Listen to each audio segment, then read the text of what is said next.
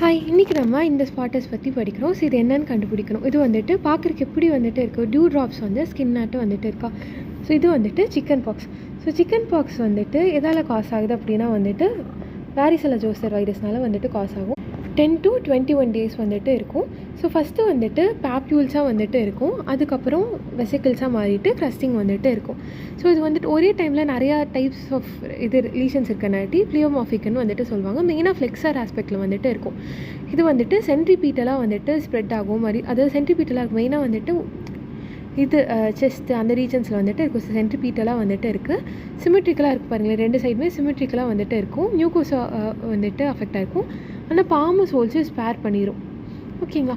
அப்புறம் வந்துட்டு scape formation வந்துட்டு 4 to 7 daysக்கு அப்புறம் வந்துட்டு இருக்கும். ஃபீவர் வந்துட்டு ஒவ்வொரு க்ராப் ஆஃப் ரேஷ் வந்துட்டு வரும்போதும் வந்துட்டு ரைஸ் வந்துட்டு ஆகும். ஸோ பீரியட் ஆஃப் கம்யூனிகபிலிட்டி வந்துட்டு 2 days before and 7 days after the lesions வந்துட்டு இருக்கும்.